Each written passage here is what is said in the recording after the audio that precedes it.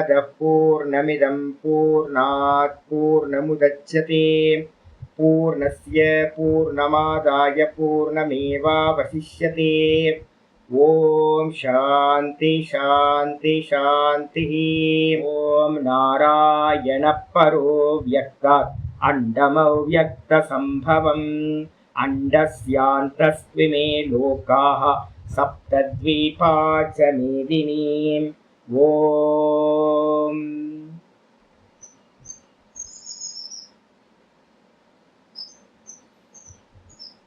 நமஸ்காரம். நம்ம பார்த்துக்கிட்டு இருக்கிறது பகவத்கீதையில 9வது சாப்டர் பார்த்துட்டு இருக்கோம். ராஜவித்யா ராஜகுஹ்ய யோகம். இதுல நேத்து நம்ம என்ன பார்த்துருக்கோம் அப்படின்னு கேட்டீங்கன்னா, ஆச்சாரியர் பார்த்தீங்கன்னா மற்ற தேவதைகளை உபாசிக்கிறவங்களை பத்தி கிரிட்டிசைஸ் பண்ணிக்கிட்டு இருக்கார். மற்ற தேவதைகள் அப்படின்னா என்ன அர்த்தம் அப்படின்னு கேட்டீங்கன்னா, ஏக தெய்வ உபாசனா. முக்கியமானது ஏக்கத்துவம். இருக்கிறது எல்லாம் ஒரே தேவதா தான். பிரம்மம் மட்டும்தான் இருக்கு. அந்த பிரம்மம் தான் மாயையோடு சேர்ந்து ஈஸ்வரனாச்சு.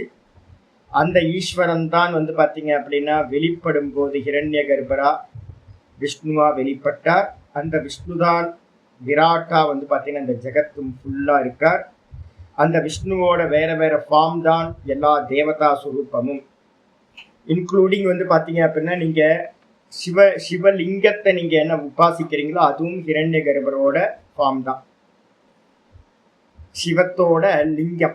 வாஸ்தவத்துல சிவபெருமானோட லிங்கத்தை தான் நம்ம என்ன பண்ணிட்டு இருக்கோம், உபாசனை பண்ண முடியும். சிவனை உபாசிக்கிறது ஏன் அப்படின்னு கேட்டீங்கன்னா, சிவன் பார்த்தீங்கன்னா என்ன சொல்லியிருக்கோம், அவ்யக்தமூர்த்தி, வெளிப்படாதவர்.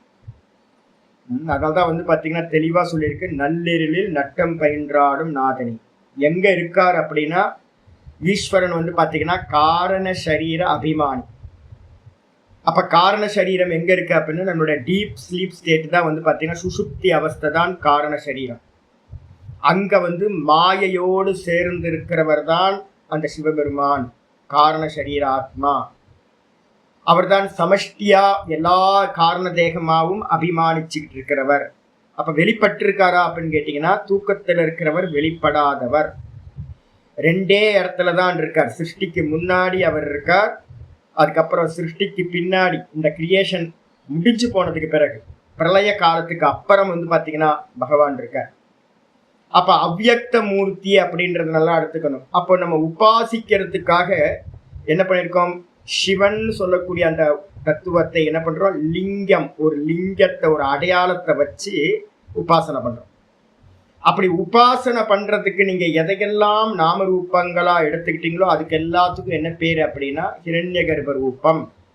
அது எல்லாமே பாத்தீங்க அப்படின்னா என்ன பேரு அப்படின்னா தியேய பிரம்மம். சிவபெருமானை எல்லாம் தியானிக்கிறோமா, ஆனா வாஸ்தவத்துல சிவபெருமானுக்கு நாமம் இல்லை, ரூபம் இல்லை. அப்ப நம்ம தியானிக்கிறோமே சுவாமி, ஃபேஸ்புக் எடுத்தா எல்லாம் பாத்தீங்கன்னா இப்போ சிவபெருமான் மேல அவ்வளோ காதல். எல்லாத்துக்கும் நல்ல நல்ல நல்ல போட்டோஸா வருது.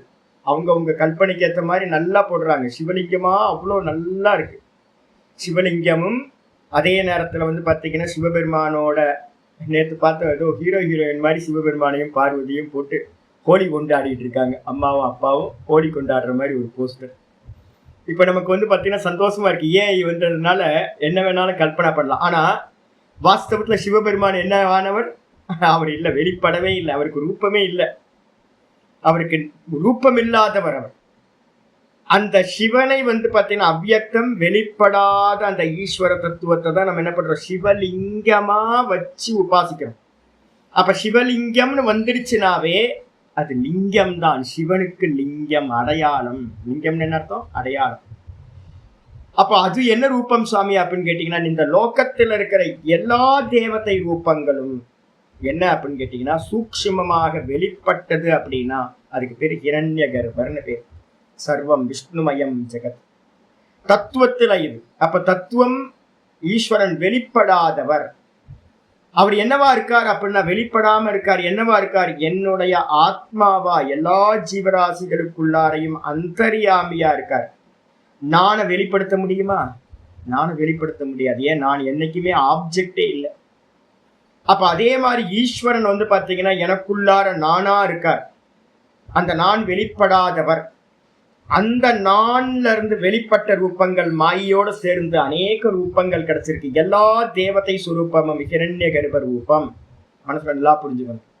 அதனால்தான் மந்திரம் சொல்லும் போதே சர்வதேவ நமஸ்காரக கேசவம் பிரதிகச்சதி.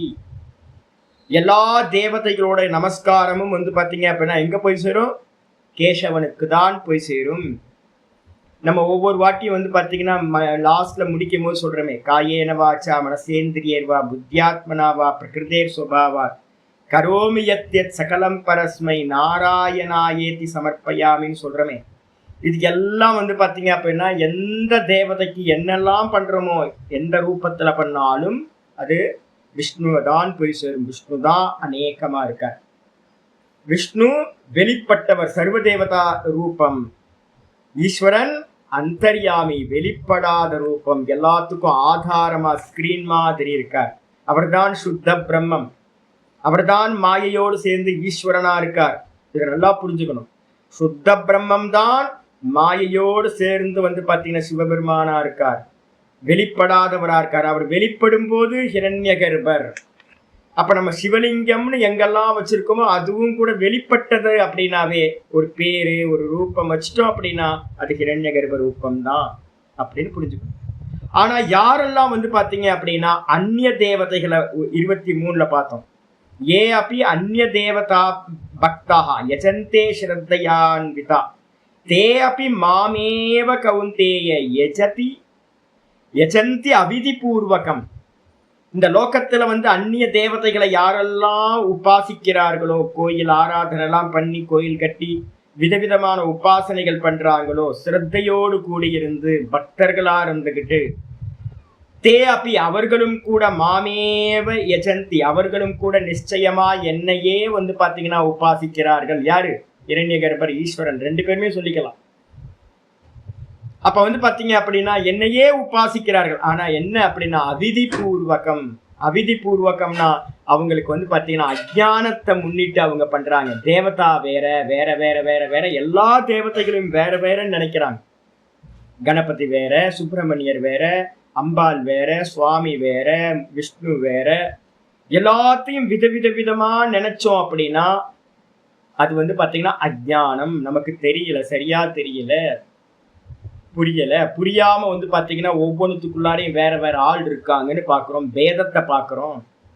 அப்படிதான் பார்த்துட்டு இருக்காங்க. அதே நேரத்துல பாத்தீங்கன்னா 24வது ஸ்லோகம் சொல்லுச்சு. நேற்று பாடத்துல என்ன சொல்லுச்சு? அகம்கி சர்வ யஜ்ஞானாம் போக்தாச்ச பிரபுரேவச்ச.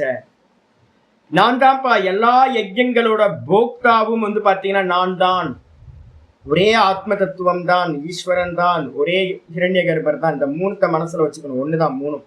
சுத்த பிரம்மம் மாயோட சேர்ந்தா ஈஸ்வரன். வெளிப்படாதது சுத்த பிரம்மமும் வெளிப்படல, மாயையோடு சேர்ந்து இருக்கிற ஈஸ்வர தத்துவமும் வெளிப்படல. அவ்யக்தம் 2மே. அதுக்கப்புறம் வெளிப்பட்டது இது ஹிரண்ய கர்ப்பர். சூக்ஷ்மமா வெளிப்பட்டிருக்கிறது ஹிரண்ய கர்ப்பர். அவர்கிட்ட இருந்துதான் இந்த மொத்த பிரபஞ்சமும் இருக்கு. அப்ப 3 விஷயத்த மனசுல எப்பவுமே வச்சுக்கணும். சிவபெருமானையும் விஷ்ணுவையும் சுத்த பிரம்மத்தையும். சுத்த பிரம்மம் தான் சிவபெருமான். சுத்த பிரம்மம் தான் சிவபெருமான் தான் யாரு? விஷ்ணுன்னு சொல்லக்கூடிய ஹிரண்ய கர்ப்பர். இந்த 3 கன்ஃபியூஸ் வரவே கூடாது. அப்ப ஆச்சாரியர் சொல்றாரு என்னன்னு, கிருஷ்ண பரமாத்மா சொல்றாரு, அகம்கி சர்வ யஜ்ஞானாம் போக்தாச்ச பிரபுரேவச்ச. நான் தான் எல்லா சர்வ யஜ்ஞங்களுக்கும் பாத்தீங்கன்னா போக்தா. நான் தான் போகம் பண்றேன். ஸ்கிரீன் சொல்லுது. அந்த ஸ்கிரீன்ல நடக்கக்கூடிய காட்சிகள் என்னெல்லாம் இருக்கோ அந்த ஸ்கிரீன்ல இருக்கக்கூடிய எல்லா காட்சிகளையும் யாரு போகம் பண்றா அப்படின்னா ஸ்கிரீன் சொல்லுது, நான் தான்ப்பா போகம் பண்ணிட்டு இருக்கேன். ஏன் அப்படின்னா எல்லாத்துக்கும் ஆதாரமா நான் தானே இருக்கேன். என்னுடைய உணர்வு தானே பாத்தீங்க அப்படின்னா எல்லாத்துலயும் ஊடுருவி இருக்கு. அப்ப நான் தான் எல்லாத்தையும் பாத்தீங்கன்னா போகம் செய்கின்றேன். எல்லாத்துக்கும் சுவாமி யாரு அப்படின்னா ஸ்கிரீன்ல இருக்கக்கூடிய காட்சிகள் எல்லாத்துக்கும் சுவாமி யாரு? சுவாமி ஸ்கிரீன் தான். ஏன்னா ஸ்கிரீன் இல்லை அப்படின்னா காட்சிகள் இருக்காது. அப்ப அதே மாதிரி பாத்தீங்கன்னா உள்ள இருக்கக்கூடிய அந்தர்யாமி சிவபெருமான், அந்தர்யாமியா இருக்கிற ஈஸ்வரன் இல்லை அப்படின்னா இந்த உலகத்துல ஒண்ணும் இருக்காது. இந்த உலகத்துல பாத்தீங்கன்னா எல்லாம் இந்த 9வது அத்தியாயம் 10வது அத்தியாயம் ஸ்ரீகிருஷ்ணர் என்ன பண்றார்? தன்னை ஈஸ்வரனா வச்சுக்கிட்டு சொல்றார். 7வது அத்தியாயம் 8வது அத்தியாயம் தன்னை ஹிரண்ய கர்ப்பரா சொன்னார். நிறைய இடத்துல மாத்தி மாத்தி சொல்லுவார். சில இடத்துல வந்து சுத்த பிரம்மமா தன்னை சொல்லுவார். இப்ப 11வது அத்தியாயத்துல தன்னை வந்து பாத்தீங்கன்னா விராட்டா சொல்ல போறார். ஒரே ஆள் இத்தனை கேரக்டர் எடுக்க போறார். இங்க வந்து தன்னை ஈஸ்வரனா வச்சுக்கிட்டு பேசிட்டு இருக்க. நான் தான் சுவாமி. பிரபுனா என்ன அர்த்தம்? நான் தான் எல்லா யஜ்யங்களுக்கும் சுவாமியா இருக்கின்றேன். ஆனா வந்து பாத்தீங்கன்னா நதுமாம் அபிஜானந்தி. ஆனா வந்து பாத்தீங்கன்னா என்ன வாஸ்தவத்துல தத்துவேன ந அபிஜானந்தி. என்னை வந்து பாத்தீங்கன்னா தத்துவமா உள்ளது உள்ளபடி வந்து பாத்தீங்கன்னா யாரும் அறியாதவர்களாக இருக்கிறார்கள். அதனால என்ன சுவாமி? அத்தக ஆகையினால் தத்வேன அத ஷெவந்தி அப்படின்னா என்ன அர்த்தம்? ஷெவந்தி அப்படின்றதுக்கு அர்த்தம் வீழ்ந்து போகிறார்கள், நழுவி செல்கிறார்கள். நல்லா வந்து பாத்தீங்க அப்படின்னா நழுவி போகிறார்கள்.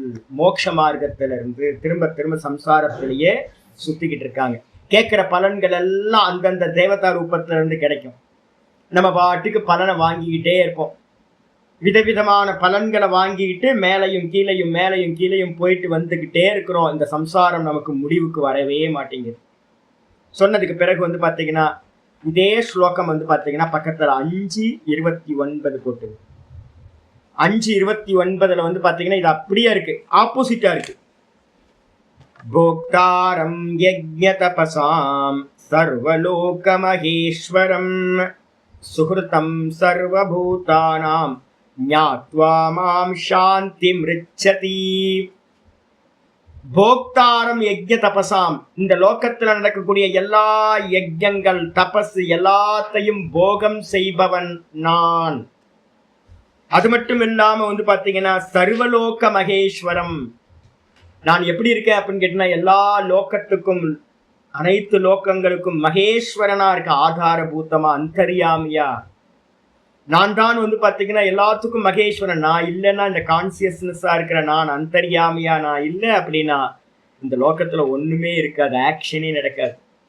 அப்ப எல்லாத்துக்கும் நான் தான் ஆதாரபூத்தமா இருக்க, மகேஸ்வரனா இருக்கேன்.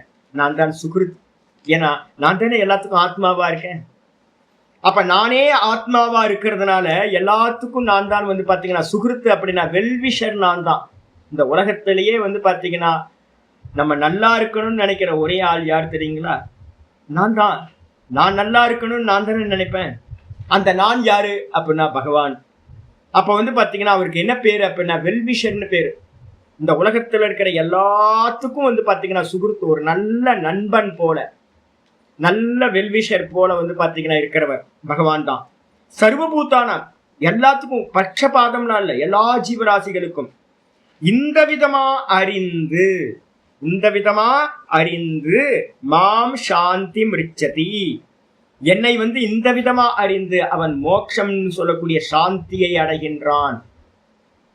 இந்த 24 9:24 ஆப்போசிட்டா சொல்லியிருக்கு. என்ன தத்துவமா அறியாம சம்சாரத்துல உழண்டுட்டு இருக்கான். அங்க சொல்லுது வந்து பாத்தீங்கன்னா என்னை அறிந்து, தத்துவமா அறிந்து சாந்தின்னு சொல்லக்கூடிய மோட்சத்தை அடைகின்றான் அப்படின்னு வந்து பாத்தீங்கன்னா சொல்லியிருக்கு. சுவாமி எப்படி சுவாமி பகவான் அறியறது அப்படின்னு கேட்டீங்கன்னா ரொம்ப சிம்பிள். 9:16 இப்பயே நம்ம பார்த்துருக்கோம். இப்ப 24 பார்த்துட்டு இருக்கோம். 16 இருந்து ஆரம்பிச்சார். என்ன ஆரம்பிச்சார் அப்படின்னு கேட்டீங்கன்னா அகம் கிரதுரகம் யஜ்ஞா, இப்பயே தானே பார்த்தோம். நீங்க எந்த பூஜைகள் புனஸ்காரங்கள் எதை வேணாலும் பண்ணுங்க, எல்லாம் யாரு? பகவான் தான். சாட்சாத் பகவான் தான், ஈஸ்வரன் தான்.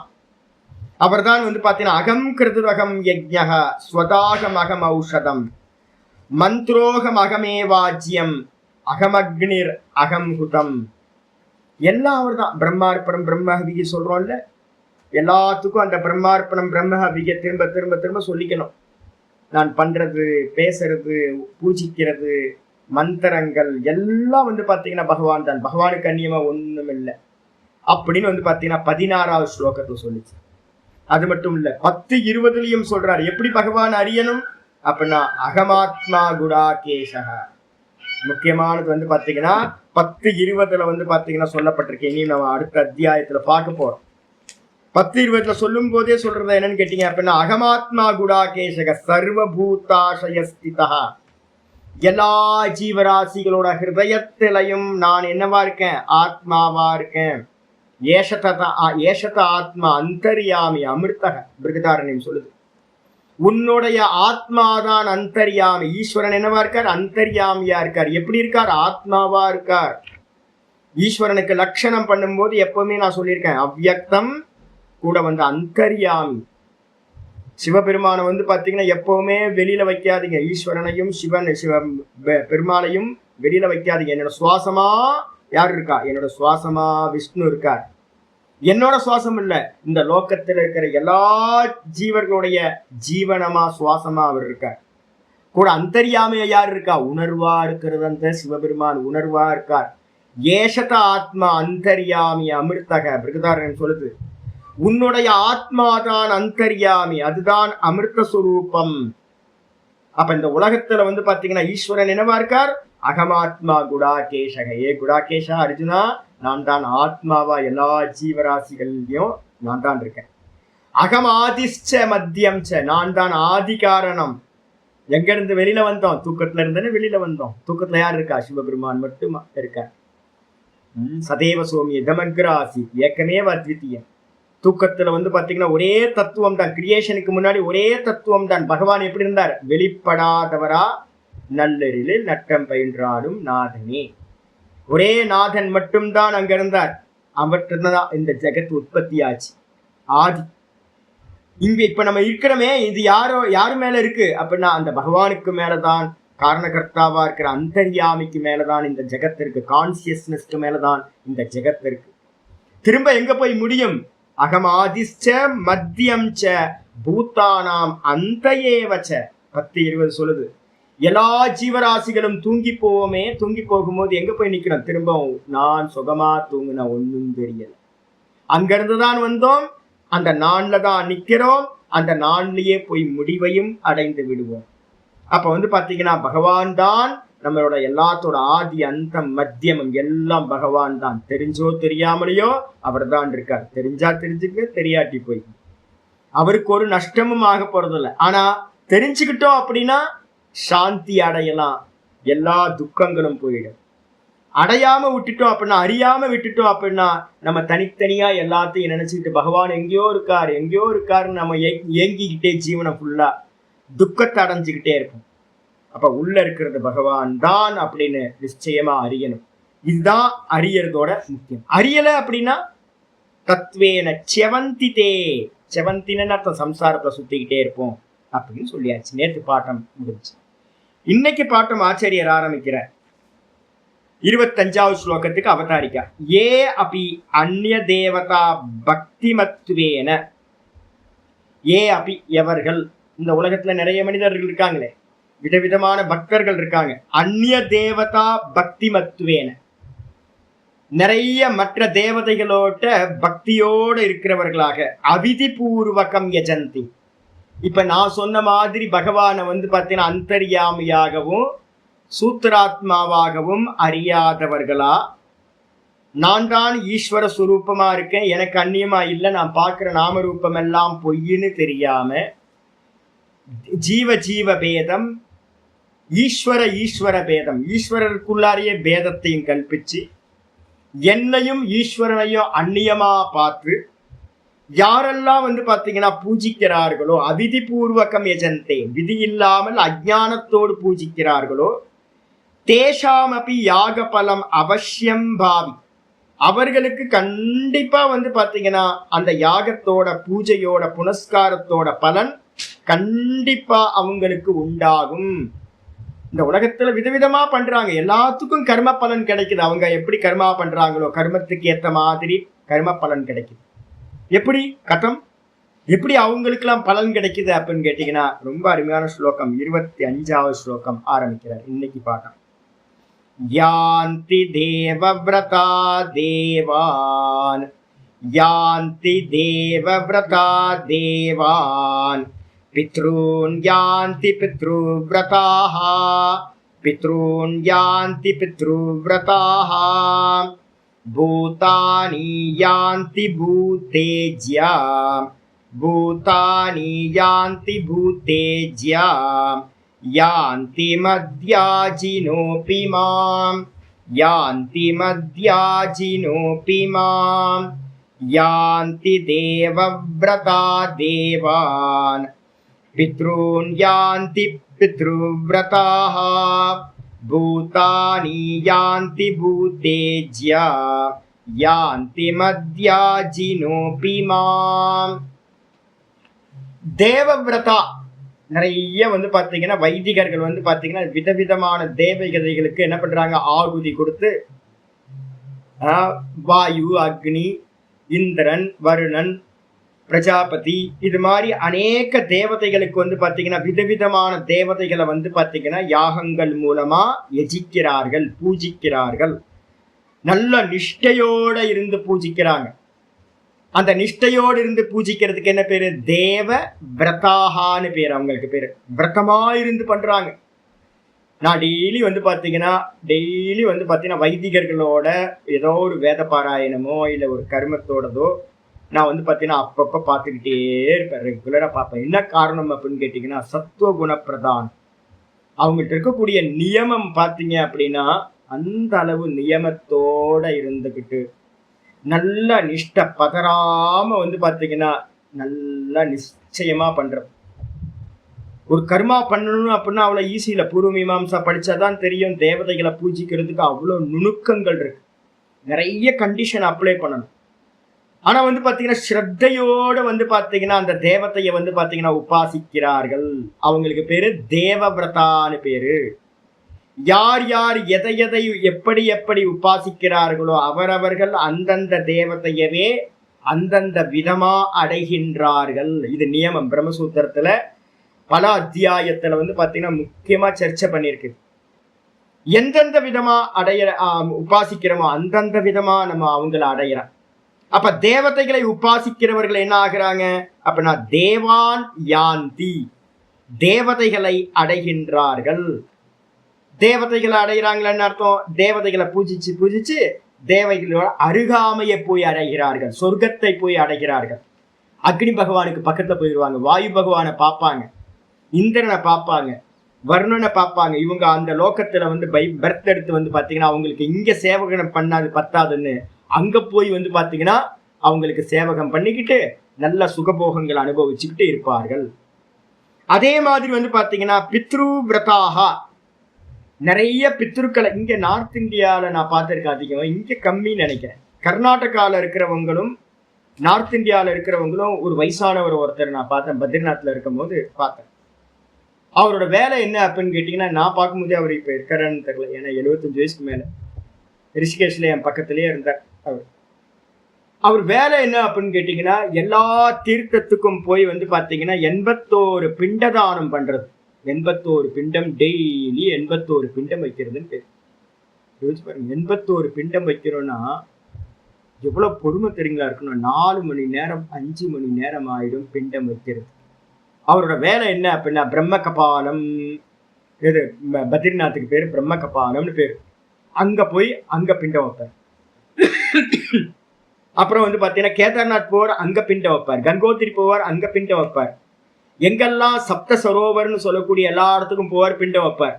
எத்தனை தீர்த்த ஸ்தானங்கள் இருக்கோ எல்லா தீர்த்த ஸ்தானத்திலையும் போய் பித்திருக்களுக்கு வந்து பாத்தீங்கன்னா பிண்டம் வைக்கிறத மட்டுமே வேலையா வச்சிருக்கவங்க நிறைய பேர் இருக்காங்க. இன்னும் வந்து பாத்தீங்க அப்படின்னா நார்த் இந்தியாவில பாத்தீங்கன்னா இந்த அமாவாசை தர்ப்பணங்கள்லாம் ரொம்ப விசேஷமா பண்ணுவாங்க.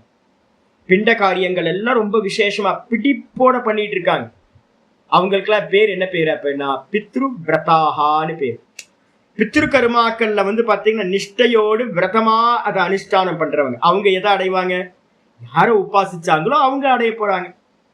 இவர்கள் என்ன பண்றாங்கன்னா பித்ருலோகத்தை அடைந்து எந்த பித்திருக்களுக்கு வந்து பாத்தீங்கன்னா இங்க சேவை பண்ணாங்களோ அதே மாதிரி அங்க போய் அந்த பித்திருக்களோட சௌக்கியமா கூடி குழாவி இருப்பார்கள். ஆயிடுச்சு. அதான் இங்க சொல்லுது பித்ரு விரதாகா பித்ருன் யாந்தி. பித்திருக்களை பூஜித்தவர்கள், விரதத்தோடு பூஜித்தவர்கள் பித்திருக்களை அடைகின்றார்கள். அதே நேரத்துல பூதேஜியாகா ஒண்ணு, முதல்ல தேவவிரதா அப்படின்றது வந்து சாத்விகம்னு எழுத்துக்கணும். அதே நேரத்துல வந்து பாத்தீங்கன்னா தேவவிரதாக்கு அடுத்து பித்ரு விரதாகான்றது ராஜசம்னு எடுத்துக்கணும். அதுக்கப்புறம் பூதேஜியா அப்படின்னா பூத்தங்களை வந்து பாத்தீங்கன்னா நிறைய யக்ஷ ரக்ஷச நிறைய தேவதைகள் இருக்கு. தாமச தேவதைகள்னு பேரு. பூத்த, பிசாசு, பிரேத்தம், யக்ஷினி, நிறைய பிசாசுக்கள் எல்லாம் கூட உபாசனை பண்றவங்க நிறைய இருக்காங்க. மாந்திரிகம், தாந்திரிகம், இது மாதிரிலாம் நிறைய மெத்தட்ல வந்து பாத்தீங்கன்னா பூஜைகள் எல்லாம் பண்றாங்க. அவங்க எல்லாம் என்ன ஆகுறாங்க அப்படின்னு கேட்டா, பூத்தேஜியா, பூத்தங்களை எஜிப்பவர்கள், பூஜிப்பவர்கள், பூத்தானி யாந்தி, பூத்தங்களை அடைகிறார்கள். அதே நேரத்துல வந்து பாத்தீங்கன்னா மத்தியாஜினக அபி, அப்ப என்னையே யார் பூஜிக்கிறார்களோ, என்னையே பூஜிக்கிறார்கள் என்ன அர்த்தம்? தத்துவத்தை அறிந்து, எல்லா ஜீவராசிலையும் ஒரே பகவான் தான் இருக்கார், அவர்தான் எனக்குள்ளாரையும் பகவானா இருக்கார் அப்படின்னு ரெண்டு விதத்துல அறிய முடியும். ஒன்னு சகுனமா, ஒன்னு நிர்குணமா. சகுனமா அறிஞ்சிங்க அப்படின்னா நம்ம 8வது சாப்டர்ல சொன்ன மாதிரி என்ன பண்ணுவீங்க? சகுனமா அறிஞ்சு பிரம்மலோக பிராப்தி, கிரமமுக்தி அடைவீர்கள். நிர்குணமா அகமேவ சகையேவ அகம், நான் பிரம்மமா இருக்கேன், அந்த ஈஸ்வரனாவே நான் இருக்கேன் அப்படின்னு நிர்குண நிராகாரமா அறிஞ்சிங்க அப்படின்னா இங்கேயே ஜீவன் முக்தி, இங்கேயே அந்த தத்துவத்தை அடையலாம். அதனால மாம் மத்தியாஜினக அப்படி, என்னை பூஜிப்பவர்களும் கூட சகுனமா பூஜிச்சு சகுனத்தை அடைகிறார்கள், நிர்குணமா பூஜிக்கின்றவர்கள் நிர்குணத்தை அடைகிறார்கள். மாம் யாந்தி, என்னையே அடைகின்றார்கள் அப்படின்னு ஸ்லோகம் முடிச்சு. பாஷித் வந்துருக்கு. யாந்தி,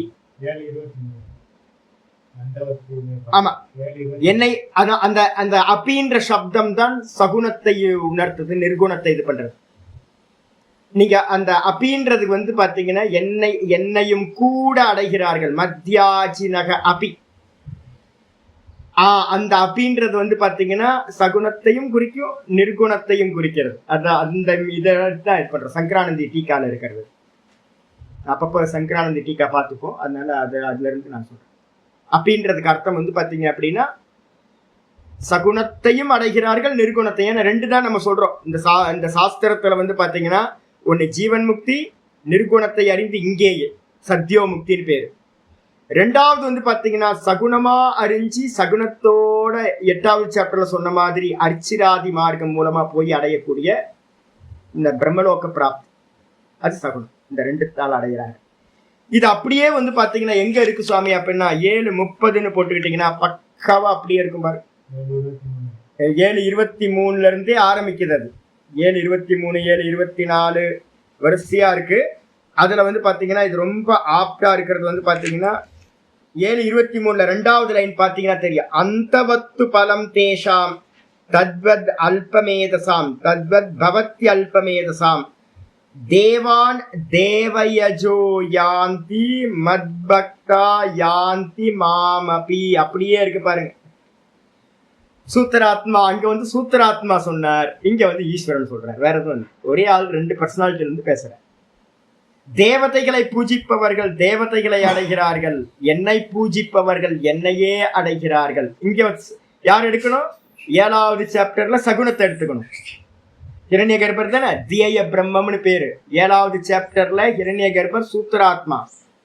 சூத்திராத்மாக்கு பேர் தான் தியேய பிரம்மம், தியானிக்கிற பிரம்மம். அதை அறிந்தவர்கள் என்ன பண்றாங்க அப்படின்னு கேட்டீங்கன்னா என்னையே அடைகிறார்கள்னா என்ன அர்த்தம்? 8வது சாப்டர்ல சொல்ற மாதிரி கிரமமுக்தி அடைகிறார்கள்.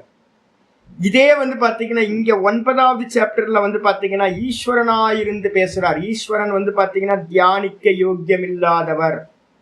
அப்ப ஈஸ்வரனை எப்படி அறியணும்?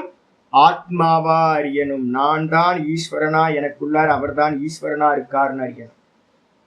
என்னுடைய சுவாசமா இருக்கார் அப்படின்னு அறிஞ்சிங்கன்னா சூத்திராத்மாவை அறிஞ்சிங்க, பிரம்மலோகத்துக்கு போயிருங்க. நான் என்னுடைய கான்சியஸ்னஸ் பகவான் தான் அப்படின்னு அறிஞ்சிங்க அப்படின்னா இங்கேயே ஜீவன். அப்ப 7:23 சொல்லுது. மற்ற பலன்கள்லாம் என்ன சுவாமி அப்படின்னா 7:23 சொல்லுது அந்தவத்து பலம் தேஷாம். அது தேவதைகளை பூஜிக்கிறவங்களா இருக்கட்டும், இல்ல வந்து பாத்தீங்க அப்படின்னா யக்ஷ ராட்சசர்களை பூஜிக்கிறவங்களா இருக்கட்டும், இல்ல பித்திருக்களை பூஜிக்கிறவங்களா இருக்கட்டும், இவங்க அடையக்கூடிய பலன் எல்லாமே முடிவை உடையது. திரும்ப திரும்ப பிறந்து இறந்துகிட்டே இருக்கணும். அப்ப நமக்கு 2 பாசிபிள் மட்டும்தான் பகவான் கொடுத்திருக்கார். ஒண்ணு கிரமமுக்தி போகணும், முடிஞ்சா இங்கேயே ஜீவன். Plan A and plan B, இந்த 2 மட்டும்தான் வச்சுக்கணும். ஆயிடுச்சா? இத சொன்னதுக்கு பிறகு வந்து பாத்தீங்க அப்படின்னா ஆச்சாரியார் இத பாஷ்யத்துக்கு வந்துருங்க. யாந்தினா என்ன அர்த்தம்? யாந்தினா கச்சந்தி, செல்கிறார்கள், அடைகிறார்கள். எங்க போய் அடைகிறார்கள்? தேவவிரதாகா. தேவவிரதானா என்ன அர்த்தம்? தேவேஷு விரதம் நியமோ பக்தி. ஒவ்வொரு தேவத்தைய கும்பிடுறதுக்கும் வழிபடுறதுக்கும் உபாசிக்கிறதுக்கும் நிறைய நியமங்கள் இருக்கு. நான் பார்த்தீங்கன்னா ரிஷிகேஷ்ல இருக்கும்போது ஒரு பையன் பார்த்தீங்கன்னா டெய்லி நான் அவனை அரேஞ்ச் பண்ணி வச்சிருந்தேன் கணபதி ஹோமத்துக்கு.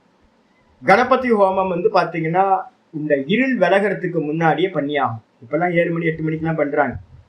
ஆக்சுவலா பார்த்தீங்கன்னா சூரிய அஸ்தமனம் இல்லை சூரிய உதயம் வெளிச்சம் வரத்துக்கு மாதிரி பண்ணி முடிச்சிடணும். நித்தியம் பார்த்தீங்கன்னா அவனுக்கு பண்ணி வச்சிருந்தான். அவன் என்ன நிஷ்டன்றீங்க, ஒரு சின்ன பையன், ஒரு 20 வயசு தான் இருக்கும், வேதம் படிச்ச பையன். நித்தியம் காலையில வந்துருவாங்க. ஒரு நாள் மழையோ வெயிலோ எந்த நாளுக்கும் அவன் சொல்லுவான் என்கிட்ட, சாமி உடனே பண்ணிடணும். 5:20 5:10 பார்த்தீங்கன்னா சூரிய உதயம்னு டைம் போட்டிருக்குன்னா அவன் 5:10 பார்த்தீங்கன்னா ஆரம்பிச்சிருவாங்க. அந்த டைம் பார்த்து, கேலண்டர்ல இருக்கக்கூடிய டைம் பார்த்து, பஞ்சாங்கத்தை பார்த்து விதிப்படி பண்றது, நிஷ்டையோட பண்றது. சதுர்த்திக்கு என்ன பண்ணணும், பஞ்சமிக்கு என்ன பண்ணணும், ஒவ்வொரு நாளும் தேவதைகளை எப்படி உபாசிக்கிறது அப்படின்னு பார்த்தீங்கன்னா தேவேஷு விரதம். விரதம்னா என்ன அர்த்தம்? நியமோ, நியமமா, ஆர்டரா, அதுக்கு என்ன கண்டிஷன்ஸ்லாம் இருக்கோ அந்த கண்டிஷன்ஸோட பக்தி பண்றது. எதுவோ தேவதைகளை பக்தி பண்றது. அந்த தேவதைகளை பக்தி பண்றவங்களுக்கு பேரு தேவவிரதான்னு பேரு. தே ஏஷாம் தே, இது மாதிரி நியமம் யார்கிட்ட இருக்கோ அவங்களுக்கு பேரு தேவவிரதான்னு பேரு. அவர்கள் தேவான் யாந்தி, தேவதைகளை சென்று அடைகிறார்கள். இறந்த பிறகு தேவதைகளை சென்று அடைகிறார்கள். ஆனா என்ன அர்த்தம்? க்ஷீணே புண்ணியே மர்த்திய லோகம் விஷந்தி. அது மட்டும் இல்ல, தேவலோகத்துக்கு போனா நம்ம எல்லாம் ஒரே மாதிரி இருப்போம்னு நினைக்கிறோம். அங்க பாத்தீங்க அப்படின்னா வேலைக்கார தேவதைகள் இருக்காங்க, எஜமான தேவதைகள் இருக்காங்க. தைத்திரியத்துல படிக்கும்போது உங்களுக்கு தெரியும், வெரைட்டியா தேவதைகள் பாத்தீங்கன்னா இருக்காங்க. நம்ம பண்ணின கர்மத்துக்கு ஏத்த மாதிரி பாத்தீங்கன்னா அங்க போய் அங்க போகத்தை அனுபவிப்போம். அங்கேயும் ஏற்றத்தாழ்வு இருக்கும். ஒருத்தன் கீ ரோஸ்ட் சாப்பிடுவான், நமக்கு பாத்தீங்கன்னா சாதா தோசை கிடைக்கும். ஐயோ, அங்கேயும் பாத்தீங்கன்னா என்னடா இப்படி இருக்கு. இங்க ஒருத்தன் ஆடி கார்ல போறான், ஒருத்தன் மாருதி 800 அல்டோல போற மாதிரி அங்கேயும் பாத்தீங்கன்னா ஒரு ஸ்பெஷல் விமானம் இருக்கும். நல்ல கர்மா பண்ணவன் ஸ்பெஷல் புஷ்பக விமானத்துல போவான். நமக்கு பாத்தீங்க அப்படின்னா நார்மல் கார்ல போற மாதிரி சின்னதா ஒண்ணு கிடைக்கும். ஐயோ இப்படி இருக்கானே அவன், அப்படி அவனை பார்த்து ஏங்கிக்கிட்டே இருப்போம். அங்க பாத்தீங்கன்னா நல்லா புண்ணிய கர்மா பண்ணவனுக்கு பாத்தீங்கன்னா 7 கன்னிகைகள் பாத்தீங்கன்னா கை காலெல்லாம் பிடிச்சு விட்டுக்கிட்டு ஆனந்தமா டான்ஸ் பார்ட்டி எல்லாம் போயிட்டு இருக்கும். நமக்கு பாத்தீங்கன்னா ஒரே ஒரு கன்னிகை கிடைக்கும். ஐயோ சரியே இல்லையே அப்படின்னு வந்துகிட்டே போக வேண்டியது. நமக்கு கிடைச்சது இப்படிதான், புண்ணியம் கம்மியா பண்ணிருக்கோம் அப்படின்னு. இந்த லோகத்துல எப்படி பேதங்கள் இருக்கோ அதே பேதங்கள் பாத்தீங்கன்னா ஏற்றத்தாழ்வுகள் எல்லாம் சொர்க்கத்திலையும் இருக்கும். காசுக்கேத்த தோசை மனசுல வச்சுக்கணும். இங்க என்ன புண்ணியம் பண்ணிருக்கிறோமோ, என்ன யஜ்ஞம் பண்ணிருக்கோமோ அதுக்கு ஏத்த மாதிரி தான் சொர்க்கத்திலையும் பலன் கிடைக்கும். முடிஞ்சு போச்சு. எல்லாம் ஒண்ணுன்னு நினைச்சுக்காதீங்க. எப்படி நம்ம யூரோப் போறோம்னு சொல்றோமோ, எப்படி அப்ராட் போறோன்னு ஒரு வார்த்தை சொல்றோமோ, கல்ஃப் கண்ட்ரிஸ் போறேன் அப்படின்னு, அங்க போய் என்ன பண்றோம்னு விதவிதமா இருக்கே. ஒருத்தர் ஆடிட்டரா போறார், ஒருத்தர் இன்ஜினியரா போறார், ஒருத்தர் ஒட்டகத்து சாணி ஆடுறதுக்கு போறார். இது மாதிரிதான். இதுக்கு அப்புறம் பாத்தீங்கன்னா பித்ருன்னு யஜ்ஞான் என்ன அர்த்தம்? பித்ருன்னா பித்ரு தேவதைகள் நிறைய இருக்காங்க. நிறைய பித்ரு தேவதைகள் இருக்காங்க. அதுல முக்கியமானது ஆச்சரியர் சொல்றாரு, அக்னிஸ்வாத்த ஆதீன்னு. அக்னிஸ்வாத்த அப்படின்னு சொல்லக்கூடிய முக்கியமான தேவதை பித்ரு தேவதை. அந்த பித்ரு தேவதையை யாரு பூஜிக்கிறார்களோ அவங்க பாத்தீங்கன்னா யாந்தி பித்ரு விரதாகா. நிஷ்டையோட பித்திருக்களுக்கு நல்ல பூஜைகள் பண்ணிட்டு இருக்கவங்க அவங்க என்ன பண்றாங்க? பித்ரு விரதாக, அவங்க பித்திருக்களை அடைகிறார்கள். பித்ரு பக்தாகான்னு போட்டாரு. ஸ்ராத்தாதி கிரியாபராகா, இந்த ஸ்ராத்தத்தெல்லாம் முறையா பண்ணிக்கிட்டு, நான் சொன்னல டெய்லி பிண்டம் வைக்கிறவங்கலாம் இருக்காங்க. அஷ்டமி பிண்டம் வைக்கிறவங்க இருக்காங்க. நிறைய நியமங்கள். நார்த் இந்தியாவில் போனீங்கன்னா, காசிலாம் போனீங்கன்னு வச்சுங்க, காசியில போய் நான் உட்கார்ந்து இருக்கேன். டெய்லி நிறைய பெரியவங்க என்ன பண்ணுவாங்க, டெய்லி பிண்டம் வைக்கிறவங்க இருக்காங்க. 81 பிண்டம். என்ன யோசிச்சு பார்த்தீங்கன்னா தெரியும். சின்னதா கோழி முட்டையா சாதத்தை உருட்டி வச்சு எள்ளும் தண்ணியும் பாத்தீங்கன்னா ஒவ்வொன்றுத்துக்கும் எள்ளும் தண்ணியை தர்ப்பணம் பண்ணிக்கிட்டே இருப்பாங்க. 81 நான் உட்கார்ந்து ஜபம் பண்ணிக்கிட்டே பார்த்துக்கிட்டு இருப்பேன். நான் நல்லா இருக்கும். குளிர்காலத்துல போனீங்கன்னா வெயில் இருக்காது, லைட்டா வெயில் இருக்கும். பார்த்தீங்க அப்படின்னா எல்லாம் உட்கார்ந்து பெரியவங்க எல்லாம், வயசானவங்க எல்லாம் அதனால்தான் வந்து இவர் என்ன பண்றாரு அப்படின்னா, நம்ம சங்கராச்சாரியார் இதை பாக்குறாரு. நான் தலையில அடிச்சுப்பேன். ஐயோ இவங்க இவ்வளோ சிரமப்படுறாங்களே, இந்த பித்ருக்களுக்காக வந்து பாத்தீங்கன்னா 4 மணி நேரம் 5 மணி நேரம் சிரமப்படுறதுக்கு பதிலா என்ன மாதிரி உட்கார்ந்து வந்து பாத்தீங்கன்னா கோவிந்தம் பஜ கோவிந்தம் மூடமதே நகி நகி ரக்ஷதி டுக்குரிஞ்சு கரணே பஜ கோவிந்தத்தை சொல்ற சங்கரர். இது மாதிரி பெரியவங்கள்லாம் வந்து பாத்தீங்க அப்படின்னா வயசானவங்கள்லாம் பித்ரு யஜ்ஞத்திலேயே மாட்டிக்கிட்டு இருக்காங்களே, அதுக்கு பதிலா கோவிந்தனை வந்து பாத்தீங்கன்னா பூஜிச்சாங்க அப்படின்னா கடைசி காலத்துல புண்ணியம் கிடைக்கும், மேல போயிடலாமே, பகவான் அடையலாமே. அதை விட்டுட்டு வந்து பாத்தீங்கன்னா இப்போ கூட நீங்க இன்னைக்கு போனீங்கன்னா கூட காசியில போய் உட்காந்து படித்துறையில உட்காந்து பாத்தீங்கன்னா 3 நாள் உட்காந்து பாத்தீங்கன்னா தெரிஞ்சிடும் எவ்வளவு பேர் வந்து பாத்தீங்கன்னா நித்தியம் வந்து பாத்தீங்கன்னா பிண்டதானம் பண்ணிட்டு இருக்காங்க. நம்ம அமாவாசைக்கு பண்றதே பெரிய விஷயம் நினைச்சுட்டு இருக்கோம். வருஷத்துக்கு ஒரு வாட்டி சிராத்த கர்மா பண்றதே நம்ம பெருசு நினைச்சுட்டு இருக்கோம். ஒவ்வொரு நல்ல நாளுக்கும் வந்து பாத்தீங்க அப்படின்னா நல்ல கிரகண காலத்துல எல்லாம் பித்ருக்களுக்கு வந்து பாத்தீங்கன்னா விசேஷ தினங்கள்ல எல்லாம் தர்ப்பணம் சிராத்தம்லாம் பண்ணிட்டு இருக்காங்க. அது மாதிரி இருக்கவங்க அப்ப இவங்களுக்கு பேர் வந்து பாத்தீங்கன்னா பித்ரு பக்தாகான்னு பேர். அதுக்கப்புறம் ஆச்சாரிய சொல்றாரு பூத்தானி. பூத்தங்கள்னா யார் சுவாமி? பூத்தேஜியான யாரு? பூத்தங்கள்னா என்னது? விநாயக மாத்ருகண சதுர்பகின்யாதீனி யாந்தி பூத்தேஜியா. பூத்த கணங்கள்னா பூத்தங்கள்னா என்ன சுவாமி அப்படின்னு கேட்டீங்கன்னா, பொதுவா நீங்க பூத்தங்கள்னா புரிஞ்சுங்க, யக்ஷ ராட்சச யக்ஷினிகள் நிறைய இருக்கு. நிறைய யக்ஷினியை பூஜை பண்றவங்க, பூத்தங்களை பூஜை பண்றவங்க, பிரேத்தங்களை பூஜை பண்றவங்க, இவங்க எல்லாத்தையும் விநாயகன் இந்த இடத்துல போட்டிருக்கேன். விநாயகன்றது வந்து பாத்தீங்கன்னா ஒரு பூத்தத்தோட பேரு. நீங்க கணபதி எடுத்துக்காதீங்க. விநாயகன்றதுக்கு அர்த்தம் கணபதி இல்லை. விநாயகன்றது வந்து பாத்தீங்கன்னா ஒரு பூத்தத்தோட பேரு. மாத்திருகணங்கள், நிறைய மாத்திருகணங்கள் வந்து பாத்தீங்கன்னா பெண் தேவதைகளா இருக்கும். நிறைய தேவதைகள் ரொம்ப ஈஸியா வசப்படுத்திடலாம். ஒரு சக்கரை பொங்கலை கொடுத்தீங்க அப்படின்னா ஒரு சேவலை வந்து பாத்தீங்கன்னா திரும்பி போட்டீங்க அப்படின்னா ரத்தத்தை கொடுத்தீங்கன்னா போதும். என்கிட்ட வந்து பாத்தீங்கன்னா எனக்கு ஒரு சன்னியாசி தெரியும் ரிஷிகேஷ்ல. அவர் என்ன பண்ணுவார் தெரியுங்களா உங்களுக்கு? கழுத்தெல்லாம் பிடிக்க மாட்டார், ஏன்னா சன்னியாசி ஆச்சு. அவர் என்ன பண்ணுவார் அப்படின்னு கேட்டீங்கன்னா, ஒரு ஊசி எடுத்து ஒரு மரப்பாச்சி பொம்மை வச்சிருப்பார், சின்ன பொம்மை. அதான் தேவதை அவருக்கு. அந்த மரப்பாச்சி பொம்மை வந்து பாத்தீங்க அப்படின்னா ஒரு ஏதோ விசேஷமான ஒரு மரத்துல பண்ணது, சின்னோண்டு இருக்கும். தேன் கலர்ல வந்து பாத்தீங்கன்னா அது பொம்மை வச்சிருப்பாரு. நான் சொல்லுவேன், நாங்கெல்லாம் சிவலிங்கத்தை பூஜை பண்ணிட்டு இருப்போம். அவர் வந்து பாத்தீங்கன்னா உட்காந்து அந்த மரத்தை வந்து பாத்தீங்கன்னா பூஜை பண்ணிட்டு இருப்பார். சின்னதா 2-3 சின்ன சின்ன பொம்மையா வச்சிருப்பார். என்ன பண்ணுவார் தெரியுங்களா? ஊசி எடுத்து என்ன பண்ணுவாரு, நம்ம அந்த பிளட் சுகர் பாக்குறதுக்கு வந்து ஒரு பஞ்ச் பண்ணி பிளட் எடுப்பாங்க தெரியுங்களா? இதாங்க அற்புதமா வந்து என்ன பண்ணுவாருன்னா ஒரு ஊசி எடுத்து டம்னு ஒரு குத்துவார். குத்திட்டு அப்படியே ஒரு பிளட், ஒரு 2 சொட்டு பிளட்டை வந்து பாத்தீங்கன்னா 1 சொட்டு 2 சொட்டு அப்படியே அதுக்கு அந்த சிலைக்கு மேல வந்து பாத்தீங்கன்னா ஐயோ இதெல்லாம் பாத்துருக்கீங்களா? அதெல்லாம் வந்து இதெல்லாம் இருக்கு. இன்னும் கோழிய அப்படியே கழுத்தை திருவி ரத்தத்தை வந்து பாத்தீங்கன்னா எப்படி அபிஷேக ஆராதனைகள் பண்றாங்களோ அதே மாதிரி சன்னியாசிகள்லயும் இது மாதிரி இருக்காங்க. ரத்தத்தை வந்து பாத்தீங்கன்னா அதுக்கு கொடுக்கணும். அதான் யக்ஷானுரூப பலி. அந்தந்த யக்ஷத்துக்கு வந்து அதுதான் பண்ணணும். இது மாதிரி பண்ணி வந்து பாத்தீங்கன்னா நிறைய வந்து பாத்தீங்கன்னா நிறைய பலன்கள் அடைகிறவங்க இருக்காங்க. நார்த் இந்தியாவில போனீங்கன்னா எல்லா ஸ்மசானத்திலையும் ஆட்கள் நிறைய இது மாதிரி பூஜை பண்ணிட்டு இருப்பாங்க. அதுக்கு பேர் வந்து பாத்தீங்கன்னா பூத்தேஜியான்னு பேர். பூத்தங்களை வழிபடுபவர்கள் பூத்தங்களையே வந்து பாத்தீங்கன்னா அடைகிறார்கள். பூத்தானாம் பூஜைக்காக, பூத்தங்களை பூஜிப்பவர்கள் அப்படின்னு. அதே மாதிரி யாந்தி மத்யாஜினக, என்னையே அடைகிறார்கள், என்னை பூஜிப்பவர்கள். என்னை பூஜிப்பவர்கள் என்ன அர்த்தம்? மத்யஜனசீலாக வைஷ்ணவாக, என்னை பூஜிக்கின்ற வைஷ்ணவர்கள். வைஷ்ணவர்கள்னா உடனே வந்து பாத்தீங்கன்னா எடுத்துக்காதீங்க, நிறைய வைஷ்ணவர்களுக்கு தெரியல. நம்ம விஷ்ணு சஹஸ்ரநாமம் படிச்சுட்டு இருக்கோம் பாத்தீங்களா? அதுல இருக்கிற அர்த்தம் மாதிரி சர்வம் விஷ்ணுமயம் ஜெகத்துன்னு தெரிஞ்சாதான் அவன் வைஷ்ணவன். வைஷ்ணவனா இருக்கணும் அப்படின்னா என்ன அர்த்தம்? சர்வம் விஷ்ணுமயம் ஜெகத்தை தெரிஞ்சுக்கணும். எல்லாம் இருக்கிறதெல்லாம் பார்க்கிறதெல்லாம் விஷ்ணுமயம் தான் அப்படின்னு யாரு வந்து பாத்தீங்கன்னா விஷ்ணுவை பூஜிக்கிறார்களோ அவர்கள் வைஷ்ணவர்கள். மாம் ஏவ யாந்தி, என்னையே அடைகிறார்கள். என்னையே அடைகிறார்கள்னா 2 விதம். ஒண்ணு சகுனமா எடுத்துக்கிட்டீங்கன்னா பிரம்மலோகத்துக்கு கிரமமுக்தியை அடைவீங்க. அந்த பகவான் தான் நானா இருக்கேன், வாசுதேவ சர்வமிதி மகாத்மா சுதுர்லபகன்னு பார்த்திருக்கோம். வாசுதேவன் தான் இது எல்லாம்னு பார்த்து அந்த வாசுதேவன் தான் நானா இருக்கேன், சுத்த பிரம்மமா இருக்கேன்னு அறிஞ்சான் அப்படின்னா இங்கேயே ஜீவன். அது மட்டும் இல்ல, ஆச்சாரியார் சொல்றார் சமானே அப்பி ஆயாசே. நான் சொன்னேன்ல 3 மணி நேரம் 4 மணி நேரம் உட்கார்ந்து காசியில வந்து பாத்தீங்கன்னா படித்துறையில உட்கார்ந்து பிண்டதானம் பண்ணிட்டு இருப்பாங்க. அவங்களுக்கு பக்கத்திலேயே உட்கார்ந்து வந்து பாத்தீங்கன்னா எனக்கு ஒரு குடம் கொடுத்துருப்பாங்க, லைட்டா ஒரு இது போட்டிருப்பாங்க, நல்லா உட்கார்ந்து பண்ணலாம், ஜெபம் பண்ணலாம், நல்லா ஆதரிப்பாங்க.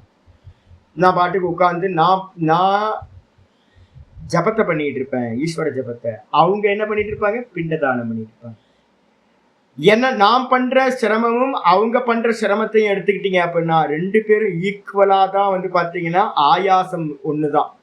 நானும் உட்காரணும், ஆசனத்துல நிமிர்ந்து உட்கார்ந்துட்டு பண்ணணும், அவங்களும் சிரமப்பட்டு தான் அந்த பிண்டதானங்கள்லாம் சிராத்த இதெல்லாம் பண்ணணும், தர்ப்பணங்கள்லாம். இது 2மே வந்து பாத்தீங்கன்னா சமானே அப்பி ஆயாசே. பூத்தங்களை எஜிக்கிறவங்க ராத்திரி 12 மணிக்கு சுடுகாட்டுல போய் உட்கார்ந்துட்டு பண்ணணும், தூக்கத்தெல்லாம் விட்டுட்டு. ஆயாசம் ரொம்ப அதிகம். அப்ப வந்து பாத்தீங்கன்னா சமானே அப்பி ஆயாசே. ஆயாசம்னா சிரமம், எல்லாத்துக்கும் சமமா தான் இருக்கு. மாம் ஏவ ந பஜந்தே அஜ்ஞானாத். ஆனா வந்து பாத்தீங்கன்னா என்ன பூஜிக்க மாட்டேன்றாங்க. ஏன் அப்படின்னு கேட்டா அஜ்ஞானாத். வித்யா பிரசாத் நீங்க நேற்று கேட்டீங்கல்ல, இதுதான் என்ன அப்படின்னா, வித்யா பிரசாத் கேட்டார், சுவாமி வேதம் படிக்கிறவங்க எல்லாம் வந்து பாத்தீங்கன்னா இவ்வளவு சத்துவமா இருக்காங்களே சுவாமி, இவ்வளவு நிஷ்டையோட வேத கர்மாக்கள்லாம் பாத்தீங்கன்னா அவ்வளவு நிஷ்டையோட இருக்கும், நல்லா இருக்காங்களே சுவாமி. இன்னும் நிறைய பேர் வந்து பாத்தீங்கன்னா நான் சொல்லியிருக்கேன், வேத கர்மால இருக்கிறவங்களுக்குலாம் நிறைய பேருக்கு லோபம் ரொம்ப அதிகமா இருக்கும். ஒரு யஜ்யம் முடிஞ்சது அப்படின்னா, ஒரு யாகம் ஒரு ஹோமம் ஏதாவது முடிஞ்சதுன்னா எல்லாத்தையும் சுருட்டி கொண்டு போறதுதான் கவனமா இருப்பாங்க. அந்த லோபம் இருக்கே சுவாமி அப்படின்னு கேட்டா, லோபம் இல்லாத வைதிகர்கள் நாட்டுல ஏகப்பட்ட பேர் இருக்காங்க. போதுன்ற எண்ணத்தோட நிஷ்டையோடு இருந்து பண்றவங்க நிறைய பேர் இருக்காங்க.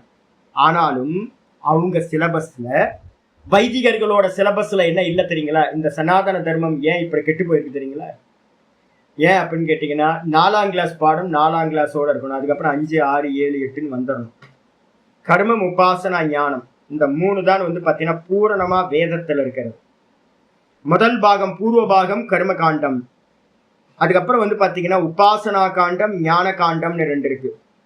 இந்த வைதிகர்கள்னு சொல்லக்கூடிய பூர்வ காண்டிகள் என்ன பண்ணிட்டாங்கன்னு கேட்டீங்கன்னா, அவங்களுக்கு டார்கெட் வந்து பாத்தீங்கன்னா சொர்க்கம் தான் டார்கெட். அவங்க சிலபஸ் வரைக்கும் வந்து பாத்தீங்கன்னா பூர்வ பாகத்துல இருக்கிறது மட்டும் சிலபஸ்ல என்ன இல்லை அப்படின்னா, உபாசனையினால் அடையக்கூடிய பிரம்மலோக்கமும் இல்லை, மேல இருக்க என்னது நம்ம சொல்லிருக்கோம்ல வித்யா தேவலோக, அது இல்லை. கர்மனா பித்ருலோக, கர்மத்தினால் அடையக்கூடிய பித்ருலோகங்கள் மட்டும்தான் இருக்கு. அவங்க டார்கெட் வந்து சொர்க்கம் மட்டும்தான், சொர்க்கம் வரைக்கும் தான். அதுக்கு மேல லோக்கங்கள் அவங்களுக்கு இல்லவே இல்லை. அதனால என்ன ஆயிடுச்சு அப்படின்னு கேட்டீங்கன்னா, கர்ம காண்டிகள் வந்து பாத்தீங்கன்னா உபாசனா அவங்க இடத்துல இல்லை. உபாசனை இல்லாததுனால உபாசனைக்கு அனுகூலமா இருக்கிற யோகங்கள் இல்லாம போச்சு. அதுக்கப்புறம் ஞானத்தினால் அடையக்கூடிய ஜீவன் முக்தியும் அவங்க ஒத்துக்கிறது இல்லை, அகம் பிரம்மாஸ்மியை ஒத்துக்கிறது இல்லை. அதெல்லாம் ஸ்துதி வாக்கியம் அப்படின்னு எடுத்துடுறாங்க, அர்த்தவாதம்னு எடுத்துக்கிறாங்க. எஜமானனை வந்து ஸ்துதி பண்றதுக்காக நீ ஈஸ்வரனா இருக்கேன்னா ஸ்துதி பண்றது, அதெல்லாம் தாத்பரியம் இல்லை அப்படின்றாங்க. பூர்வ காண்டிகளுக்கு வந்து பாத்தீங்கன்னா ஆம்னாயஸ்ய கிரியார்த்தத்வாத் ஆனர்த்தக்கியம் அததர்த்தானாம்னு ஒரு நியமம் வச்சிருக்காங்க. ஆம்னாயம்னா வேதம். வேதம் எதுக்கு அப்படின்னு கேட்டீங்கன்னா, வெறும் ரிச்சுவல் மட்டும்தான், பூஜை யாகங்கள் மட்டும்தான்.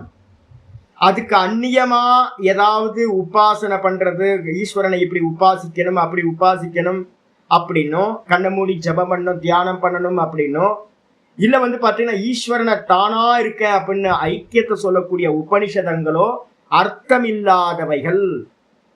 ஆம்னாயஸ்ய கிரியார்த்தத்வாத், வேதம் கிரியைக்கு மட்டும்தான். ஆனர்த்தக்கியம் அததர்த்தானாம், ஆனர்த்தக்கியம்னா யூஸ்லெஸ். இந்த வேதாந்தமும் உபாசனைகளும் யூஸ்லெஸ் அப்படின்னு அவங்க சிலபஸ்ல கிளியரா இருக்கு. அப்ப அதனால என்ன ஆகி போச்சுன்னு கேட்டீங்கன்னா, உபாசனையை விட்டாங்க, உபாசனையோட யோகம் போச்சு. அதுக்கப்புறம் ஞானத்தை விட்டாங்க, ஞான விசாரமும் போச்சு. அப்ப என்ன ஆகி போச்சுன்னு கேட்டீங்கன்னா, அவங்க சொர்க்கம் வரைக்கும் தான் டார்கெட். இப்ப அவங்க சிலபஸ்ல இல்லாதது ஒரு 12 வருஷம் நீங்க வந்து பாத்தீங்கன்னா வேதத்தை பண்ண பண்ண பண்ண சத்துவ குணம், நல்ல சத்துவ குணம்.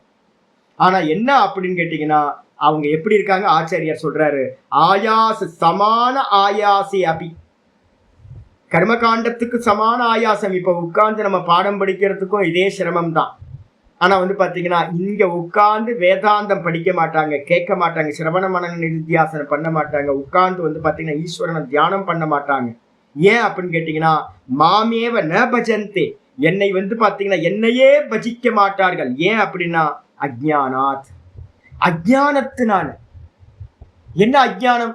டீச்சர் சொல்லி கொடுக்கல. ஏன்னா அவங்க சிலபஸ்ல இல்லாத அவுட் ஆஃப் சிலபஸ் இருந்து எந்த டீச்சர் எடுப்பார்? அனாதி காலம் தொட்டு வந்து பாத்தீங்கன்னா அவுட் ஆஃப் சிலபஸ் எடுக்கிற ஆச்சாரியர்கள் எங்கேயோ ஒருத்தர் 2 பேர் என்ன பண்ணுவாங்க, ஒரு ஒரு வேதம் படிச்சவனை கூப்பிட்டு இது மாதிரி பண்ணணும் அப்படின்னு உபாசனை கொண்டு போவாங்க, ஞானத்துக்கு கொண்டு போவாங்க. நிறைய பேர் வந்து பாத்தீங்கன்னா ஜீவனம் லாஸ்ட் வரைக்கும் வந்து பாத்தீங்கன்னா என்ன முடிஞ்சிருதோ அவங்கள்ட்ட நியமம் இருக்கு, யாவ ஜீவம் அக்னிஹோத்திரம் ஜுஹ்யாத், ஒரு நியமம் இருக்கு. எது வரைக்கும் ஜீவனம் இருக்குமோ அது வரைக்கும் வந்து பாத்தீங்கன்னா நீங்க என்ன பண்ணி ஆகணும், அக்னிஹோத்திரத்தை பண்ணிக்கிட்டே இருக்கணும். உபாசனை எப்ப பண்றது? உபாசனை சிலபஸ்ல இல்ல, அவுட் ஆஃப் சிலபஸ். குருபன்னே வேக கருமானி ஜிஜீவிஷே சதகுசமாகா, ஈஷாவாசியத்துல வந்து 2வது மந்திரமே சொல்லுது, அஜ்ஞானிகளுக்கான மந்திரம். இனி 100 வயசு வாழ்ற அப்படின்னா 100 வயசு வரைக்கும் என்ன பண்ணு, கர்மத்தை பண்ணிக்கிட்டே இரு. அப்ப வந்து பாத்தீங்கன்னா என்ன ஆச்சு அப்படின்னு கேட்டீங்கன்னா பெருமையா சொல்லிப்பாங்க, ஐயோ அவர் வந்து பாத்தீங்கன்னா கர்மத்துல இத்தனை வயசுலயும் கர்மத்தை. நான் சொல்லுவேன், ஐயோ புத்தி இல்லாதவங்களே அது மாதிரி வயசான காலத்துல கர்மத்துல ஈடுபடக்கூடாது. ஒரு ஏஜ்ல வந்து பாத்தீங்கன்னா கர்மத்தை நிப்பாட்டிட்டு உபாசனைக்கு வரணும். உபாசனையை முடிச்சுட்டு வந்து பாத்தீங்கன்னா பக்குவப்படும் போது ஞானத்துக்கு வந்துடணும். ஒரு பூர்ண ஜீவனம், பூர்ண வேதம் வந்து பாத்தீங்கன்னா கர்மம் உபாசனா ஞானம்னு பூர்ணம் ஆகணும். இங்க என்ன ஆயிப்போச்சுன்னா அஜ்ஞானத்தினால ஒரே இடத்துலயே நின்று போயிட்டாங்க, டிராப் அவுட், அவ்வளவுதான், 4ஆம் கிளாஸ் ஃபெயில். இதுதான் ஆச்சாரியர் சொல்றாரு, அஜ்ஞானத்தினால. தேனத்தே அல்ப பல பாஜோ பவந்தி இத்தியர்த்தா. தேன, அந்த காரணத்தினால, அந்த அஜ்ஞானத்தினால வந்து அவர்கள் அல்ப பல பாஜோ, எவ்வளவு கர்மங்கள் பண்றாங்க. ஐயோ நான் அப்பா ஒருத்தர் ரெகுலரா எனக்கு வந்து நான் ஹோம யாகங்கள் பார்த்துக்கிட்டு இருக்கேன், என்ன சிரமப்படுறாங்க தெரியுங்களா, எவ்வளவு சிரமப்படுறாங்க. கடைசியில வந்து பாத்தீங்கன்னா பலன் என்னன்னு கேட்டீங்கன்னா சொர்க்கம். ஐயோ அல்ப பலனா போச்சு. பிரம்மலோகத்துல போய் வந்து பாத்தீங்கன்னா பூத்தகணங்களா இருந்துகிட்டு சுவாமிய பார்த்துக்கிட்டே இருந்தா எவ்வளவு நல்லா இருக்கும். ஆசைப்பட்டிருக்கலாம்ல, சுவாமி உன் கூடையே இருந்து உன்னையே பார்த்துக்கிட்டு இருக்கணும் சுவாமின்னு ஆசைப்பட்டிருந்தா பிரம்மலோகம் வரைக்கும் போயிருக்கலாமே, விட்டாங்களே. அதுக்கப்புறம் வந்து பாத்தீங்கன்னா இந்த க்ஷீணே புண்ணிய மர்த்தியலோகம் விசந்தி, அல்ப பலன். முடிஞ்சு சொர்க்கத்துக்கு போன கீழே வரணும், திரும்ப சொர்க்கத்துக்கு போன கீழே வரணும். அது மாதிரி அல்ப பலனை ஆசைப்பட்டு அவங்க என்ன பண்றாங்க, அஜ்ஞானத்தினால் அல்ப பலத்தை அடைகின்றவர்களாகவே ஆகிறார்கள் என்று அர்த்தமாகும் சொல்லியாச்சு. இதுக்கப்புறம் ஆச்சாரியர் என்ன பண்றார், நம்மளை பத்தி பேச ஆரம்பிக்கிறார். ந கேவலம் மத் பக்தானாம், 26வது ஸ்லோகத்துக்கு அவதாரிக்க ஆச்சாரியர் சொல்றார். ந கேவலம் மத் பக்தானாம் அனாவிருத்தி லட்சணம் அனந்த பலம் சுக ஆராதனகச்ச அகம் கதம். ஆச்சரிய சொல்றாரு, அப்ப மத்தவங்க யாரா இருந்தாலும் என்ன பண்ணணும், மேல போன கீழே வரணும், மேல போன கீழே வரணும். எந்த லோகத்தை வேணா அடைஞ்சிங்க, பித்ருலோகமா இருக்கட்டும் இல்ல தேவலோகம். தேவலோகத்துக்கும் பித்ருலோகத்துக்கும் என்ன சுவாமி வித்தியாசம் அப்படின்னா, இந்த லோகத்துக்கு பேரு பூர் லோகம்னு பேரு. இந்த அதுக்கு அடுத்தது பூர் புவஹா அப்படின்னு நம்ம சொல்றோம் பாத்தீங்களா, அந்த புவர் லோகத்துக்கு பேரு அந்தரிக்ஷ லோகம்னு பேரு, புவர் லோகம்னு பேரு. அது எல்லாமே பித்ருலோகத்துக்குள்ளார சேர்ந்து. பித்ருலோகத்தோட டாப்ல இருக்கிறது எதுவோ அதுக்கு பேரு சொர்க்கம் அப்படின்னு பேர். சொர்க்கத்துக்கு பேரும் கூட வந்து பாத்தீங்கன்னா பித்ருலோகம் தான் சொல்லுவாங்க. என்னோட அப்பா எங்க இருக்காரு, சொர்க்கத்துக்கு போயிட்டு இருந்தா நம்ம சொல்றோம். என்னோட அப்பா பித்ரு தானே, எனக்கு பித்ரு, என்னோட தாத்தா பித்ரு, என்னோட அப்பா, என்னோட முப்பாட்டன் எல்லாம் வந்து பாத்தீங்கன்னா எங்க போனாங்க, சொர்க்கத்துக்கு போயிருக்கான்றோம். அப்ப சொர்க்கம் கூட வந்து பாத்தீங்கன்னா பித்ருலோகம்ன்ற பேர்லயே தான் யூஸ் பண்ணப்படும். சொர்க்கத்துக்கு கீழே அநேக லோகங்கள் வந்து பாத்தீங்கன்னா செய்த கர்மத்துக்கு ஏற்ற மாதிரி போகங்கள் அனுபவிக்கிறதுக்கு நிறைய லோகங்கள் இருக்கு. அப்ப பூர் புவ சுவ, இந்த புவர் லோகமும் சுவர் லோகமும் பித்ருலோகங்கள்னு சொல்லப்படும். பிரிச்சு சொன்னீங்க அப்படின்னா சொர்க்கம்ன்றது தேவலோகம், சொர்க்கத்துக்கு கீழே இருக்கிற அந்தரிக்ஷ லோகத்துக்கு பேர் தான் புவர் லோகம் அப்படின்னு பேர். ஆயிடுச்சா? ஆனா எல்லாமே என்னது, நீங்க எந்த லோகத்தை வேணா அடைச்சிங்க சுவாமி, பிரம்மலோகத்து வரைக்கும். பிரம்மலோகத்திலேயே கேட்டகரி என்ன சொல்லியிருக்கேன் நானு, சாயுஜ்யத்தை அடைந்தவர்களும் சாமீபியத்தை அடைந்தவர்களும் மட்டும் திரும்ப வருவதில்லை. புராணத்துல வந்து பாத்தீங்கன்னா நியமம் சொல்லப்பட்டிருக்கு. எனது சாயுஜ்ய பதவியையும் கூட வந்து பாத்தீங்கன்னா சாமீபியத்தையும் அடைந்தவர்கள் பிரம்மலோகத்துல திரும்ப வருவதில்லை. அதே நேரத்துல சாரூபியத்தையும் சாலோக்கியத்தையும் அடைந்தவர்கள் திரும்ப வருவாங்க. ஆனா வந்தாலும் நம்மள மாதிரி வரமாட்டாங்க. ராயலா வந்துட்டு ராயலா போயிடுவாங்க. ஆனா மீதி இருக்கிற கேட்டகரி எல்லாம் வந்து பாத்தீங்க அப்படின்னா இந்த லோகத்துக்கு வந்து கொஞ்சம் கஷ்டப்பட்டு எல்லா கர்மங்களும் அனுபவிச்சுதான் போயாகும். நல்லா புரிஞ்சுங்க. அப்ப வந்து பாத்தீங்கன்னா மற்ற லோகங்களை அடைபவர்கள் எல்லாத்துக்கும் பேரு ஆவிருத்தி லட்சணம்னு பேர். அதே நேரத்துல இந்த பிரம்மலோகத்துல சாயுஜ்யத்தை அடைந்தவர்கள் சாமீபியத்தை அடைந்தவர்கள் திரும்ப வருவதில்லை. அவங்கதான் கிரமமுக்தின்னு சொல்றோம். அவங்கள்தான் அனாவிருத்தி லட்சணம்னு பேர். அனாவிருத்தின்னு அர்த்தம் திரும்ப வராத நிலையை அடைந்தவர்கள். திரும்ப வரமாட்டாங்க அந்த ரெண்டு கேட்டகரி. அதுக்கப்புறம் ஜீவன் முக்தர்கள் இங்கேயே வந்து பாத்தீங்கன்னா யார் வந்து நான் பிரம்மமா இருக்கேன் அப்படின்னு அறிஞ்சாங்களோ அந்த ஜீவன் முக்தர்களும் அனுபூதி செய்தவர்களும் திரும்ப பிறப்பதில்லை. இந்த ரெண்டு கேட்டகரி. அதான் இங்க ஆச்சாரியர் சொல்ற ந கேவலம் மத்பக்தானா என்னுடைய பக்தர்கள் உணர்வ கான்சியஸ்னஸ் நான் அப்படின்னு அறிஞ்சா ஜீவன் முக்தி. அந்த ஈஸ்வரனை வந்து பாத்தீங்கன்னா சூத்ராத்மாவை உபாசிச்சீங்க அப்படின்னா கிரமமுக்தி. இந்த ரெண்டுத்தையும் அடைந்தவர்கள் மத்பக்தாகா என்னுடைய பக்தர்களுக்கு மத்பக்தானா அனாவிருத்தி லட்சணம். அனாவிருத்தின்னு அர்த்தம் திரும்ப வராத நிலை. ஒண்ணு கிரமமுக்தி, இன்னொன்னு ஜீவன் முக்தி. இந்த ரெண்டுமே திரும்ப பிறக்காத நிலை. அதனால அதுக்கு பேரு அனாவிருத்தி லட்சணம்னு பேரு. அது எப்படிப்பட்டது? அனந்த பலம். அனந்த பலம்னா எல்லை இல்லாத பலன். மோட்சம் தான் எல்லை இல்லாத பலன். கிரமமுக்தினா என்ன? ஒரு ஒரு ஒரு ஒரு ஸ்டேஜ் போயிட்டு போறது, இவ்வளவுதான்.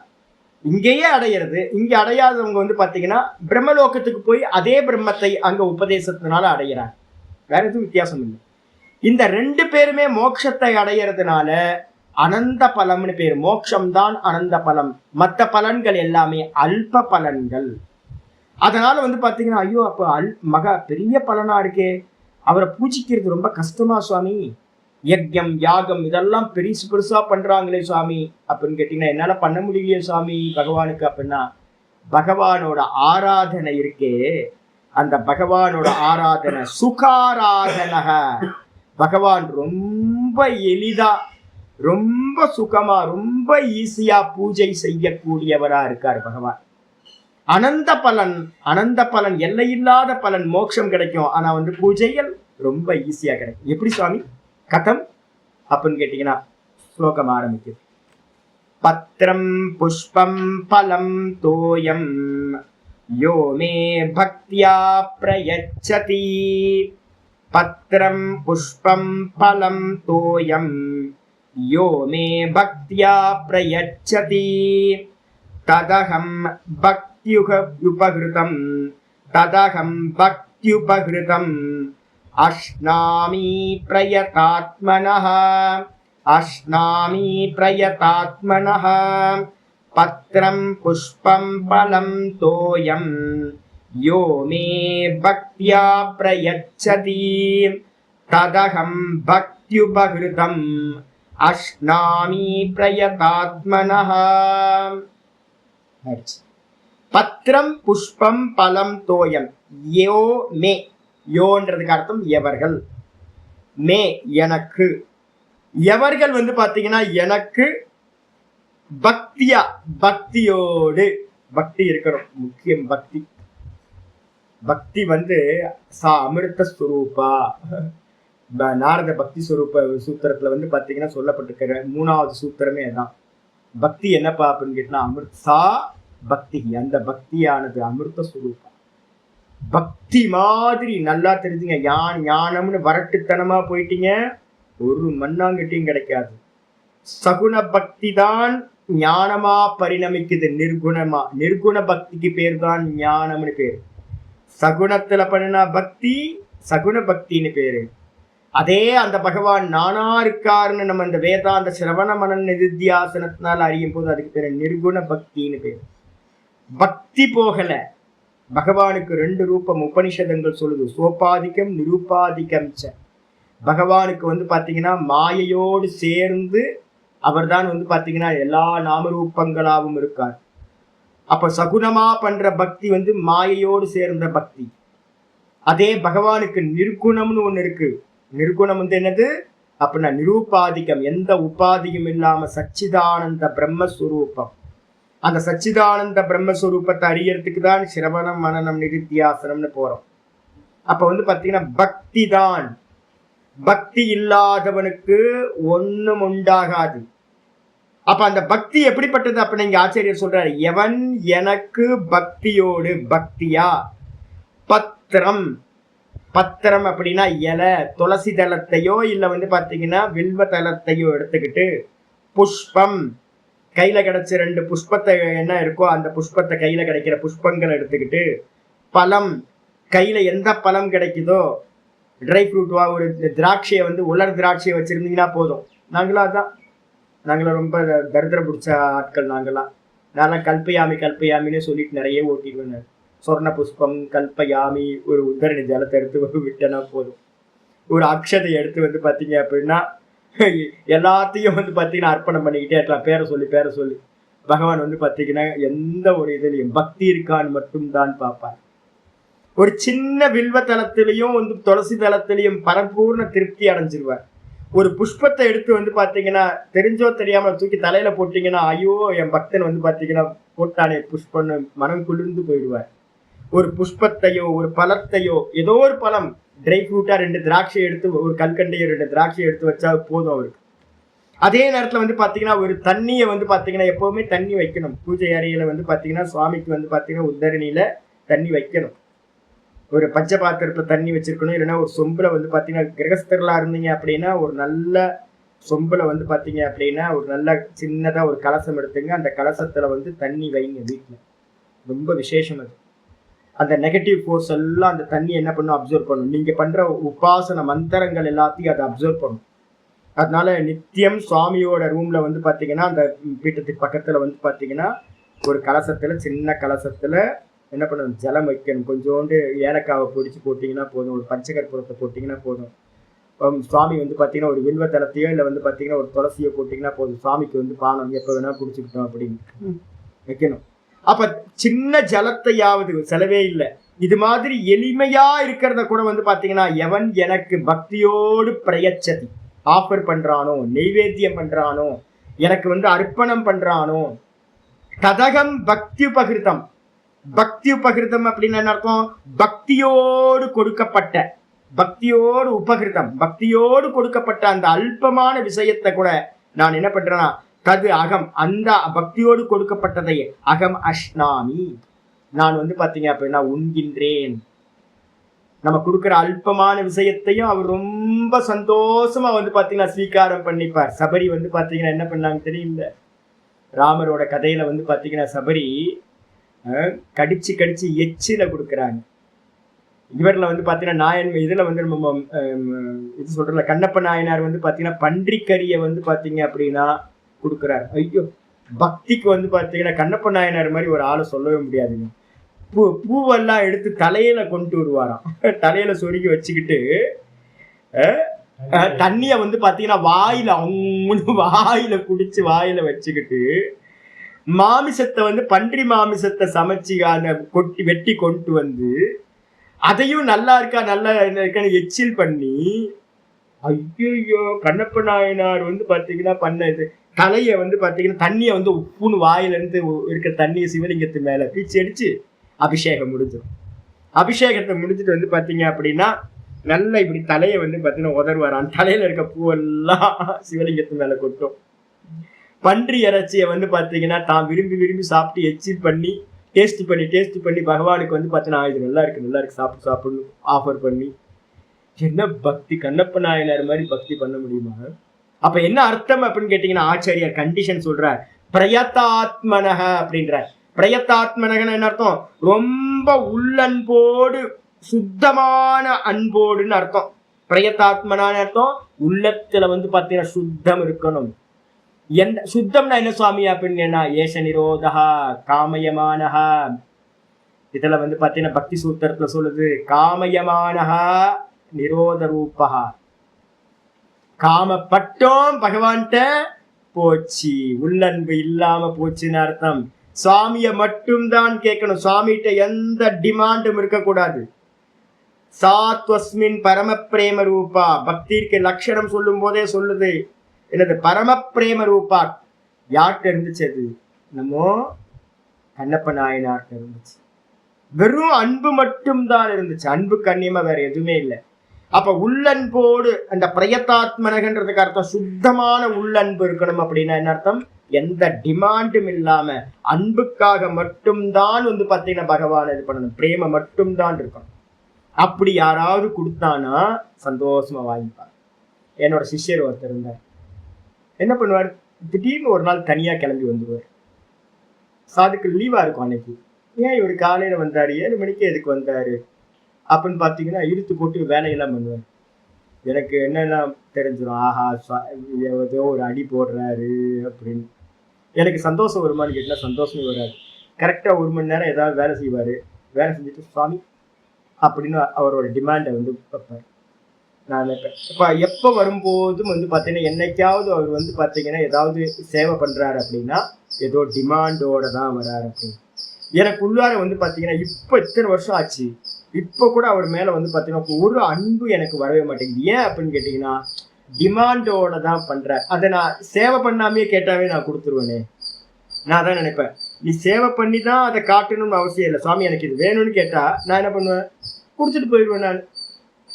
அப்போ அது சேவை பண்ணி அதை வந்து பார்த்தீங்கன்னா ஒரு காக்கா பிடிச்சி என்கிட்ட டிமாண்டை வாங்குற போது எனக்கே அலுப்பாக இருக்குது. இதே வந்து பகவானுக்கும் அப்படி தானே இருக்கும். பகவான்கிட்ட வந்து பார்த்தீங்கன்னா நம்ம மாலை மரியாதை அர்ச்சனை ஆராதனைகள் எல்லாம் பண்ணிட்டு சுவாமி சாமி இதை கொடுங்க அப்படின்னு, அடப்பாவி இது வரைக்கும் பண்ணதெல்லாம் இந்த பலனை எதிர்பார்த்தா நீ பண்ணுன அப்படின்னு அவருக்குள்ளார ஒரு மனசுல வந்து ஒரு வெறுப்பு வரும்ல பகவானுக்கு. சே நீயும் இப்படியா, நான் நினைச்சேன் நீ நல்லா பூஜையெல்லாம் பண்ற அப்படின்னு, கடைசியில ஒரு டிமாண்டை வச்சுட்டியப்பா அப்படின்னு அவருக்கு துக்கம் வந்து. இதே நேரத்துல வந்து பாத்தீங்கன்னா சுவாமி ஒன்றும் வேணாம் சாமி, எந்த டிமாண்டும் இல்லை சாமி, நீ நல்லது பண்ணாலும் சரி கெட்டது பண்ணாலும் சரி என்னோட அப்பா நீ, என்னோட அம்மா நீ அப்படின்னு வந்து பாத்தீங்கன்னா என்னோட தாத்தா நீ, அப்படிதானே மந்திரங்கள்லாம் இருக்கு. நீதான் எல்லாம், என்னோட சுகிருத்து நீ, என்னோட நண்பன் நீ, என்னோட அப்பா என்னோட அம்மா என்னோட பாட்டனார் என்னோட நண்பன் என்னோட ஈஸ்வரன் எல்லாம் நீயா இருக்க. உன்கிட்ட எனக்கு எந்த டிமாண்டும் இல்லை, உன்னோட அன்பு போதும் சுவாமி, நான் அன்புக்காக தான் பண்றேன் அப்படின்னு பண்ணுனா எப்படி உள்ள குளிர்ச்சி ஆயிடும்.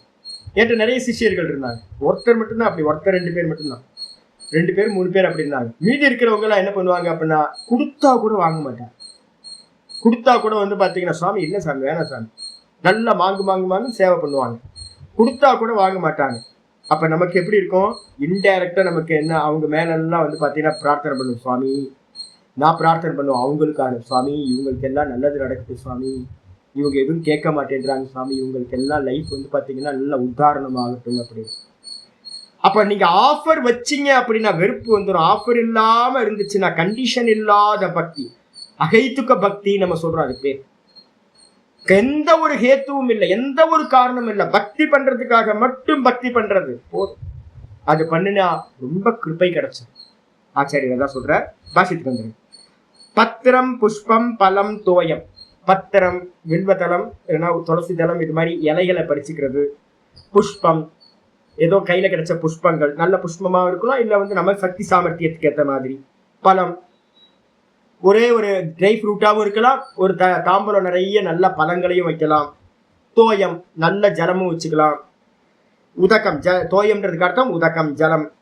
இந்த எல்லாத்தையும் யோமே மஹ்யம், யோமேனா மஹ்யம் எனக்கு பக்தியா பிரயச்சதி, பக்தியோடு கொடுக்கின்றானோ, ததகம் நான் அதனை, எதை, பத்திராதி அந்த பத்திரம் புஷ்பம் பலம் இவைகளை எல்லாத்தையும் வந்து பார்த்தீங்கன்னா பக்தியா உபகிருதம், பக்தியோடு கொடுக்கப்பட்ட, பக்தி பூர்வகம் பிராபிதம், பக்தியோடு அடையப்பட்ட அந்த அதனை நான் என்ன பண்றேன், பக்தியோட சிஷ்யன் கொடுத்துட்டானே, என்னுடைய பக்தன் கொடுத்துட்டான் அப்படின்னு என்ன பண்றேன், நான் அதனை வந்து பாத்தீங்கன்னா பக்தியா உபகிருதம் அஷ்னாமி. அஷ்னாமின்னு என்ன அர்த்தம், சாப்பிடுறதுன்னு அர்த்தம், கிரகணம் பண்ணிக்கிறேன். பக்தியோடு கொடுக்கப்பட்டதை வந்து பாத்தீங்கன்னா நான் கிரகணம் பண்ணிக்கிறேன். கிருஷ்ண பரமாத்மா வந்து பாத்தீங்க அப்படின்னா இவர் வராருல்ல, அவளை கொண்டுட்டு வரார் குசேலன். இந்த குசேலன் வந்து பாத்தீங்கன்னா வரும்போது வந்து பாத்தீங்க அப்படின்னா அந்த அவள் எப்படி இருக்கு அப்படின்னா அழுக்கு துணியில வந்து பாத்தீங்கன்னா கட்டி வைக்கப்பட்டதா இருக்கு, வேர்வை வாடை. அந்த அவளை எடுத்து வந்து பார்த்தீங்கன்னா சந்தோஷமா சாப்பிட்றாரு. ராம அவதாரத்துல வந்து சபரி வந்து பார்த்தீங்கன்னா கொடுக்கும்போது அந்த இதெல்லாத்தையும் சாப்பிட்றாரு, பக்தியோடு சாப்பிட்றார். பக்தியோடு கொடுக்கப்பட்டு எச்சிலா இருந்தாலும் கூட சபரி மாதிரி நம்ம யாராவது பண்ண முடியுமா? வச்சு பாரு. சுதாமா மாதிரி, குசேலன் மாதிரி, சுதாமா மாதிரி யாருக்காவது வந்து பார்த்தீங்கன்னா பிரியத்தோட பண்ண முடியுமா? நம்ம பகவான் எதை கொடுத்தாலும் பிரியம் மட்டும்தான் பகவானுக்கு. பிரியத்தோட பண்ணணும், எதை பண்ணினாலும் பிரியத்தோட பண்ணணும். இது மட்டும் வச்சுக்கணும், எதுவும் டிமாண்டே இருக்கக்கூடாது பகவான். அப்படி கொடுக்கப்பட்டதை நான் என்ன பண்றேன்? கிருண்ணாமி அப்படின்னா நான் நல்லா ஸ்வீகாரம் பண்ணிக்கிறேன். சுத்த புத்தேகே எப்படி கொடுக்கணும்? சுத்த புத்தியோடு இருக்கிறவங்களால் கொடுக்கப்பட்டதை நான் ஸ்வீகாரம் பண்றேன். ஆடம்பரம் தேவையில்லை பகவானுக்கு. அகங்காரம், ஆடம்பரம், நான் யாருன்னு காட்டுறேன் அப்படின்னு நம்ம ஏதாவது பகவானுக்கு பண்ணோம் அப்படின்னா அது எல்லாத்தையும் சுவாமி உதாசீனப்படுத்திடுறார். யாராவது ஒரு அல்பமான சாதாரண ஆள் உள்ள இருந்து வெளியில இருந்து அல்பமா வந்து பாத்தீங்கன்னா ஒரு சின்ன விஷயத்த கொடுத்தா கூட சுவாமி என்ன பண்றார்? ஸ்வீகாரம் பண்ணிக்கிறார். வந்துருச்சு. இதுக்கப்புறம் இருக்கிறது அடுத்த ஸ்லோகம், ரொம்ப முக்கியமான ஸ்லோகம், நாளைக்கு பார்க்கலாம். ஓம் பூர்ணமத பூர்ணமிதம் பூர்ணாத் பூர்ணமுதச்யதே பூர்ணஸ்ய பூர்ணமாதாய பூர்ணமேவாவசிஷ்யதே. ஓம் சாந்தி சாந்தி சாந்தி. ஹரிஹி ஓம் ஸ்ரீ குருப்யோ நமः. ஹரிஹி ஓம் ஸ்ரீ கிருஷ்ணாய பரமாத்மனே நமः. ஸ்ரீ கிருஷ்ண கிருஷ்ண கிருஷ்ண காயேன வாச்சா மனசேந்திரியைர்வா புத்யாத்மனா வா பிரகிருதேர் ஸ்வபாவாத் கரோமி யத் சகலம் பரஸ்மை நாராயணாயேதி சமர்ப்பயாமி. ஓம் தத்சத். இது பரபிரம்மார்ப்பணமஸ்து.